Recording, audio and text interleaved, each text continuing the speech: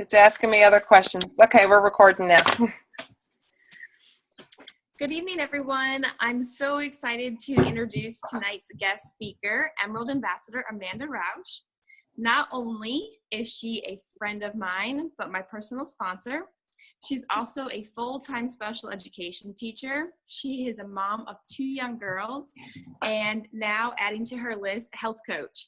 So she's been an inspiration to me through my journey, and I'm excited to introduce her to you guys and let her share her wisdom with all of you tonight. So Amanda, when you're ready. Thank you, Ashley. I'm so proud of you, and I'm so excited to share some of my tips with you guys because I am just so excited to see you guys all in Maui. So congratulations on being senior rubies. And Ashley did a great introduction, just a little bit about me beyond what she said. I just wanted you guys to know I'm from Conway, South Carolina is where I'm sharing from tonight. And that I really built my empire. I always tell people while co-sleeping with my 2 little girls. So I really squeezed my business in the nooks and crannies. And when I was working my business, I was intentional and really working with a set goal in mind. So it is totally possible to work full time and have a family and still make it to Emerald. So tonight, some of the things I wanted to share with you, obviously our goal is meet us in Maui. So the tips I have tonight is map, mindset, invest in yourself and others, and making the journey. So I'm going to break those down a little bit for us and just share really how I feel these motivated me and also my team, because it's really a group effort in order to rank up, and we all already know that. So our first thing is having a map. And the most important thing with having a map is truly just tracking. So I say right now, go ahead and start planning your Maui trip. Get in the mindset that you're already going. And don't just say you're going, research the plane tickets, research restaurants, research events or sightseeing excursions that you want to go on. Secure a sitter. That might be for your kids or for your pets, but really get excited about it and get your family and friends excited for you. We all know that we push ourselves harder when we have claimed something and we have others that are holding ourselves accountable for it.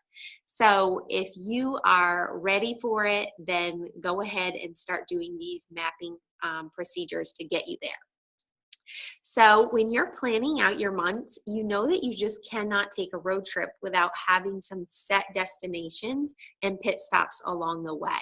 So I view this map as like a pit stop. And although our goal is to rank up and get to Emerald, keep in mind that this is always your journey and that it is only just a pit stop and that your journey is going to continue. So take that away from yourself, that if you're just, the excitement is all about getting to Emerald, try to take that away, and the excitement is about your journey, because your team does not want you to just get to Emerald. Your team wants to see that your passion and that your dream is going to go the whole way. So when you're planning out this map, keep that in mind. Your business is going to be the same whether you hit a promotion or not, and that we all know that we have some months that are kind of slower than others, and sometimes our team has months that are great and then months that aren't. And so this is just something that has these pit stops along the way that you're going to have to adjust for. So along the way, you're going to have milestone months. And these milestone months are months that you're definitely probably not going to hit a promotion. And we all know roughly, you can usually figure out roughly when you're going to hit a promotion by doing some really good monkey math.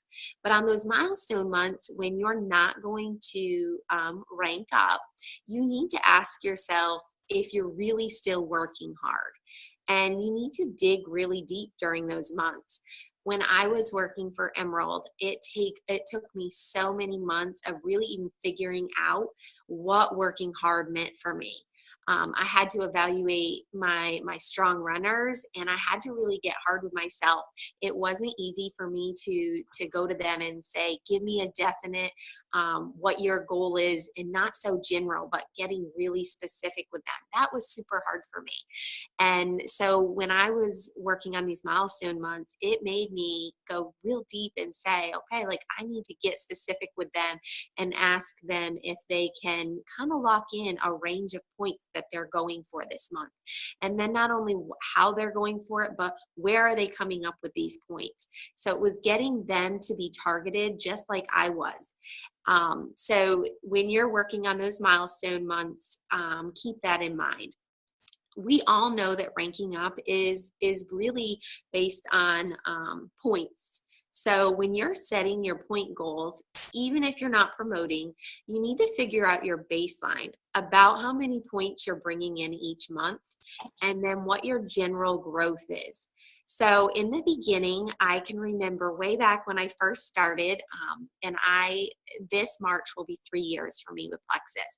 But I can remember when I first started, I was like, oh, I'm going to go Emerald in a year. And I kind of saw the points, but I didn't really understand it. So really when I started recognizing how, you can get points, I was like, wow, if I had only worked my business this hard when I started, it, would not have taken me 2 years to the exact month to go Emerald. But when you're looking at your points, getting that general growth is so important. And so one of the tools that worked really well for me, and that I trained my level ones to do when figuring out their monkey math, is to create a simple spreadsheet. And you can do it on paper. I choose to do it on Excel, but just to create a simple spreadsheet that has yourself as the top person, and then all your level ones right under you. And then right under each one of your level ones that are working the business, put their level one that is their strongest leg. If they have like 2 people that are, fairly equal in strong legs for them, you can list those. But I really limit it to my level 1s and 2s. Occasionally I would put a level 3 if they were really strong, but the majority of it was my level 1s and then their strongest leg. And then across the top, I would put the dates of the month. Now, when I was actually trying to promote to Emerald, I was only really putting in 3 dates. But since then, I've realized that it's super beneficial for me to put in more dates. I'm data driven, and that's just like my special ed IEP type personality. But one thing that's really beneficial is it helps guide conversations with your level 1s and 2s. So across the top, I'll put the 1st of the month, the 7th of the month, the 15th of the month, and then I put the 28th, and then I sometimes will put the 28th, 29th, and 30th. And sometimes I'm not consistent filling those points in except for my level 1s, like I might not go to my level 2s. But what it allows me to do is to track their points at those set dates of the month. So let's say one of my level 1s was on the 1st of this month, had 75 points. And then we're on the 1st of the following month, I can pull up that report and just be like, wow, that person was able to grow 20 points. Or, oh my goodness, we've already lost points. So it allows for very specific and targeted conversations to take place. And there is no blame, or it's not a game like that. It's just you're able to say to them like, wow, congratulations, your points have gone up by 5 or whatever it is. Or you can provide that help and guidance that they might need and say, I've noticed that a few of your points have fallen off. Do you know where that's came from? What can I do to support you? How can we work together on this? So by tracking it numerous times throughout the month, it gives you a very clear shot. What I found when I was trying to promote to Emerald was that I had not trained this in the beginning. And so it was, an ownership that I took on for myself. But when I would ask people, they really wouldn't know where their points were not coming from that month. And so it was then almost too late for that month to try to figure it out. And so it was very hard to help someone when we didn't really know where we were coming shy in points. And so for me, that was the game changer. That is what I needed in order to rank up, was setting specific point goals. And that really helped with the monkey math. And so hopefully you guys have heard of monkey math and are doing your monkey math regularly. But that's what really drives my monkey math. So for me, I was able to look at, across many months, a rough estimate of how many points myself and my team was growing. And then I was able to use that point growth to determine, where they were coming from my points, or which leg they would be coming from my points, and be able to figure out how much points I'd be growing the following month. So if you're not already doing monkey math, that's something that will be an amazing tool to help you easily create that monkey math. Is just figuring out where your points are coming from each month and how much they're growing. So just keep in mind that it really is a number game, and that when you're doing that monkey math, not to forget to take into consideration for the people that are recently added that month, that many of them may not be giving you points that month because they might have just purchased the welcome pack. But that for me was huge. One thing you want to do once you figure out, let's say you're shy 200 points at the end of the month, or you still need 200 more points until you can hit Emerald. Instead of just looking at that as 200 points, break that down and say that you need 40 newbies, or whatever it is, 40 newbies for your levels 1 through 3, or you might say roughly I need 40 to 60 new people on my team. So instead of looking at it as just points, break that down into how many people it means. And then when you're trying to get people to commit for your strong legs and those level 1s that you're working closely with, when they're committing to these people, you can see where you're coming up with these numbers. And sometimes you say, wow, I really need to sponsor so many people this month. It allows you to create some ownership for what you really need to pull hard on in order to get your goal. And like I said before, these points are really going to help when you're tracking them. They're going to help you have some open communication that maybe you've already been lacking on, or you just don't have that set guidance, and it will help you provide focus for your conversations. So the next thing is rallying for your teammates. So everybody loves to be cheered on. There's nothing better than when you're publicly recognized in front of a group of peers. So you want to make sure that not only during the time that you're ranking up, but that your whole journey is really about cheering on others. Know what people are going for on your team. It's so much more than just points, because there are going to be months that your points aren't where you're wanting them to be, but you still have to have that relationship building piece with the people on your team. So teach the others on your team to have that atmosphere too, and get them in there and get them involved for cheering on others on your team. With this cheering of others allows you to have that open communication, which will allow you to train them on how to do that monkey math, because when people are open to that communication, they're excited to hear the news that you're going to be, training them on. And monkey math is just so, it's the building piece that you need to be able to track those points. So I feel like that open communication and really rallying for people gets people excited. And then really just want that promotion for other people more than yourself. So when you take that spotlight off yourself and you really put it on others, you are helping them. Their promotion might be that they are going to claim getting 3 new customers, and you are going to celebrate that. So taking time for those small celebrations and then the big ones. Really figure out what motivates others on your team.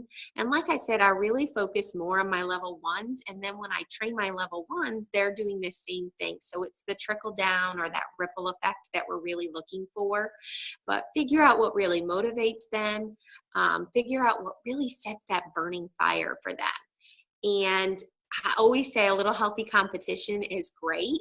So I have two level ones that are both strong legs, and they're fairly equal. And a little healthy competition, they both thrive on it and they love it. And so I always say that when it's possible, to create that a little bit of excitement and something, and it's not every month, but it gives them a little bit of something to work for. And then the other thing is communication regularly, not only in a team page, but with your level ones outside the team page. Just making sure that you're really rallying for them, you're there for them, and that you're there to support and help guide them. But that oftentimes, if you've trained them so well, they don't even need all of the guidance. It's just they really crave that support. So really rally for your teammates is number 2. Number 3 is mindset. So oftentimes you'll hear leaders talk about their mindset and getting in the mindset and taking time to train yourself and really dig deep. And for me, it didn't come until much later because I was so driven on the products and helping my friends and really being on the journey myself, that self-development piece and that mindset piece for me was something that kind of came later. But once it came, I was like, wow, this is what I really needed. So you have to think like you're already a jewel. So don't constantly keep putting yourself like, oh, I'm a senior Ruby. Just think like you're a jewel. You really are already. Ask yourself, what would this change, or what would change for you if you were Emerald? Why is it that you want it so bad? And then don't just ask yourself, write that down and share it with others, especially your family. So it's more than just a vision board. It's really putting into words why it is that you need this so bad, how your life is going to be impacted by this change. And when others see and hear and they start to believe this, they'll want to be cheering you on for this journey. They'll kind of own it with you. So it is just so beneficial to put that into words and then openly talk about it. My other tip for that mindset is stop putting a date on it. I was adamant about putting a date on it in the beginning, but so many times it's easy to start making excuses when you put a date on it, because if you don't achieve it, or you don't achieve any goal by a set date, you automatically, because we are human, we automatically feel poorly about it, and we start to make excuses why we didn't hit it or why we didn't earn our goal. So stop putting a date on it. Think of it like a journey. The whole thing is a journey, and really just decide that obviously you need to have a semi-date in order to be in Maui, but that you don't have to constantly date everything. That this journey depends on your mindset, it depends on your team, and when you combine all these things together, there doesn't have to be a set date that you're going for. It's a celebration the entire time. The next thing is leading with compassion, care, and grace. So all of us would love to think that we are compassionate, that we're caring, but when we really are looking at ourselves, sometimes we're busy, we're tired, we're like run down. If you're working a job or a couple jobs, you barely are keeping afloat in your house and keeping up on chores. And sometimes people don't see that you're leading with compassion or care, or that you're not graceful with it. And so sometimes you need to step back and really evaluate.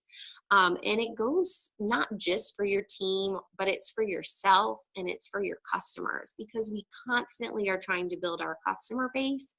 And your life is like a glass wall for everyone else. Everyone is seeing both sides, and sometimes you don't see, the reciprocal side.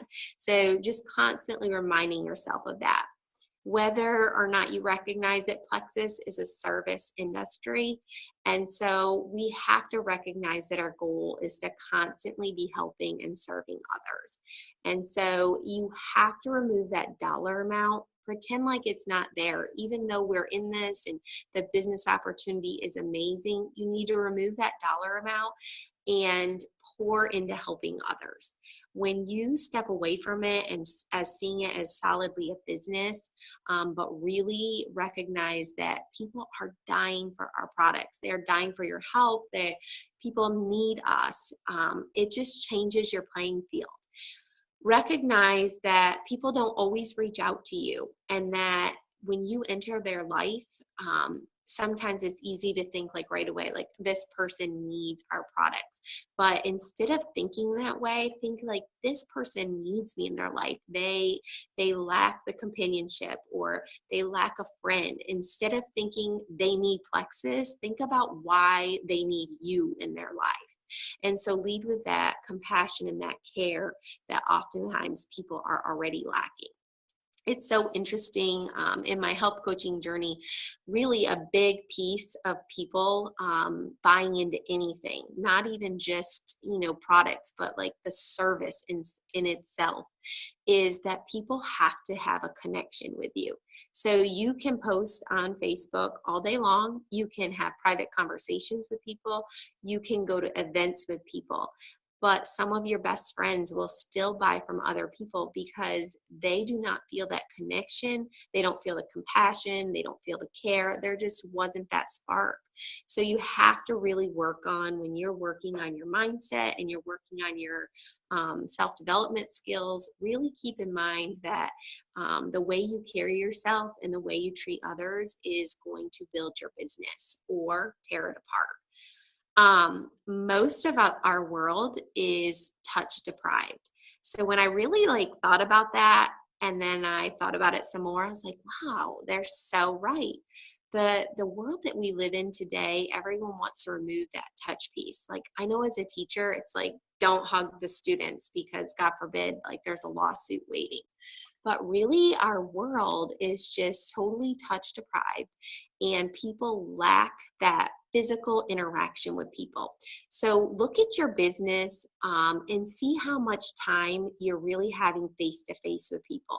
When you are meeting them out for a lunch date, or when you're meeting them, at a birthday party, wherever it is that you're meeting up with people, are you that person that's just like, hey, how's it going? Or are you giving them a hug? Because believe it or not, some people are going to be totally turned off to that, but more people will make an immediate connection if you just reach out and give them a hug. Hey, how's it going? So evaluate how often you do that. And if you're not doing it at least 3 times a day to someone besides your husband and your children, then you are touch deprived, and you need to figure out more ways to get involved in other people's lives. And when you start doing that, you'll notice that people gravitate towards you more, that people are really looking for that, and they just don't even realize it. And so that in itself is going to help build it's going to help build you up and build your team up and build your customer base up. So really work on that. We always say relationships are key, and that's just one tip I have that I think really can help relationship building. All right, and tip 5 is let your team know that you're working your tail off for Emerald, that you're really working your tail off for Emerald, Sapphire, and Diamond. And that they need to know that this is the long haul. So you can't just say, I'm really working hard for Emerald and that be it. You really need to let them know, look, I'm counting on you. I'm going to be here for you. I'm really working for Diamond, and my next pit stop is Emerald. And so when you let them know that, that they kind of take ownership on that journey along with you. And you really need them to rally for you, but you don't want them rallying too long. So when you look at that monkey math that you've done, or you're looking at your points, I say you don't want to rally for more than a month to 6 weeks. So you might be rallying right at the end of a month and be like, wow, it's totally going to be possible. Or you might say it's really not going to be possible. I might hold off on the rallying. So you really need to just look at it and decide any time that you can ask to rally. I would say, Cheryl, do you think you can do that mute? I'm just getting some feedback. Awesome. Okay, so I would say that when you've decided, yes, this is the month, really push yourself hard. It was like date driven. And I said, I joined in March and it was going to be March. I was going to hit Emerald.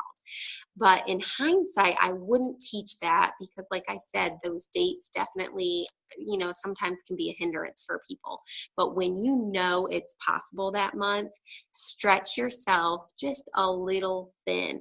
So you're going to have to let your family know, look, I'm really working hard for this, and I might usually have been working my business for an hour and a half, but look, I'm working it for 2 hours because those first few weeks of the month, you are sending out a lot of emails because you're doing lots of follow-ups. You are working closely with your levels 1s and 2s to see if they need any help with anyone to get those points. So you're really putting more into your business on that month. Not that you wouldn't do it every other month, but when you're ready to promote, you just know that you're going to have to work harder that month because you're stretching yourself just a little thin. So I would say that on that month, you really need to empower your team to recognize that you are working hard for it. You've got to claim it. So in closing, I want you to think about that when you actually go ahead and hit Emerald, think about in hindsight how you have to thank your team and how it's just a break. It's a moment to take a fresh breath of air, but it's not a stopping ground. Like, you've got to keep on driving and continually building that business. And then, of course, I feel like I saved the best tip for last, and it's one you've all heard, but your story and your why. So your story, the way you share it with others, your voice, your compassion, your enthusiasm, just the way you engage with others can either sell something or totally turn people off and they're not even listening to it. So I want you to rethink your story. You're not going to change your story at all, but think about how you present it to others and practice that. Your story is going to be amazing, but you've got to be able to share it with that amazing tool. You've got to be able to share it with excitement. And then your why.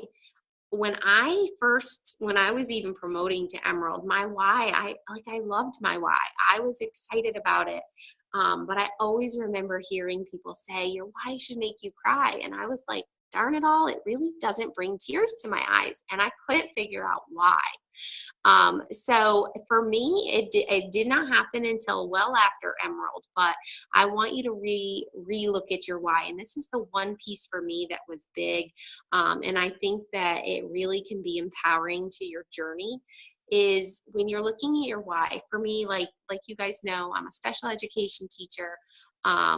This is my 15th year teaching, and I really can't imagine not teaching. Like, I don't have a plan to retire anytime soon.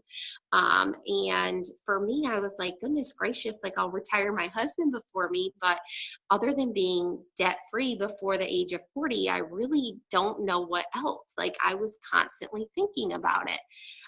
So it wasn't until much later, but I really did see that, yeah, that really doesn't sell for some people. Like, that doesn't make people really like love my why. So it took me a long time and a lot of digging deeper and deeper and deeper to figure out what it was that continually motivated me to want to work my why I wanted to work my business and help others. And really what it boils down to me, and I still can't share my why without crying, so I won't share it. But for me, I had to keep digging and recognize that for me, what really motivates me is that I really want my kids to have an amazing relationship with my parents, just like I did with my grandparents. And they do. My mom has, cares for my kids while I teach, and I really do not want to put them in a nursing home. And so for me, it was that, but I wasn't even able to see that for so long. I was thinking immediately my family, like in my house, my kids, my husband. I couldn't think outside the box. So when you're really looking at your why, if you're just struggling with that piece, just dig a little deeper and think more than just, your small little circle. Think about what it means outside of that. But those two things, I think, will really help empower you. And when you share it with others, other people tear up. That's like you've made a good connection. So I hope in closing that you were able to get something that you feel like, yes, I need to work on this because I am claiming it and you are going to see me in Maui. So thank you so much for having me.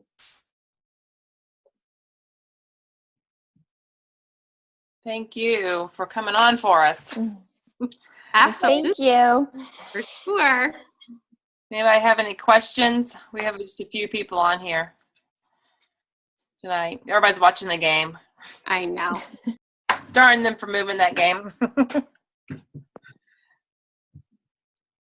Wait, I can't. Oh, let me pull up the chat. No questions? All right. We'll let everybody get back to the game then. Thank you again for coming on, Amanda. Awesome. Thank you. Have a great night. Bye. You too. Bye.